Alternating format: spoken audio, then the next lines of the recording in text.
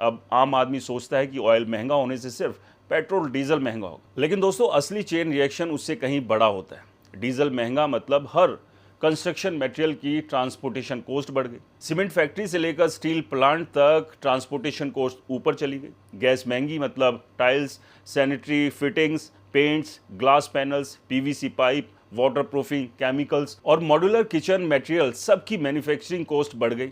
Shipping महंगी मतलब imported marbles, elevators, luxury fittings, electronics और फसाड मटेरियल सब एक्सपेंसिव हो गए। यानी बिल्डर्स का हर स्टेप पर खर्चा बढ़ रहा है। और याद रखिए, बिल्डर चैरिटी नहीं करता, वो अपना पूरा एक्स्ट्रा कॉस्ट आखिर में बायर पर डाल देता है, यानी आप पर। इसी वजह से कई डेवलपर्स अब क्वाइटली नई लॉन्च की प्राइसिंग रिवाइज कर रहे हैं। हिंदुस्तान टाइम्स की एक रिपोर्ट के मुताबिक एक बड़े बिल्डर के एमडी ने साफ कहा कि मिडल ईस्ट क्राइसिस की वजह से कंस्ट्रक्शन कॉस्ट पर अभी भी 3 से 5% तक इम्पैक्ट दिखाई दे रहा है और सबसे ज़्यादा असर गैस डिपेंडेंट मटेरियल पर पड़ रहा है।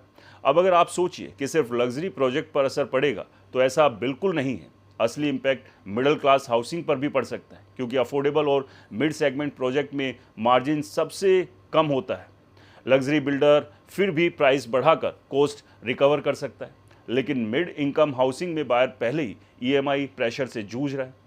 दोस्तों, नाइट फ्रैंक इंडिया की रिसेंट मार्केट आउटलुक रिपोर्ट के मुताबिक मेजर इंडियन सिटीज़ में रेजिडेंशियल प्राइस पहले ही कई इलाकों में 8% से 18% तक बढ़ चुके हैं, जबकि इनपुट कॉस्ट प्रेशर लगातार बना हुआ है।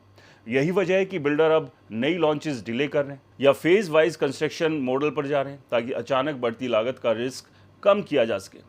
क्रेडाई के कई डेवलपर्स ने भी संकेत दिए हैं कि अगर क्रूड प्राइस लंबे समय तक ऊंचे रहे तो 2026 के दूसरे हाफ में हाउसिंग प्राइस पर नया अपवर्ड प्रेशर आ सकता है।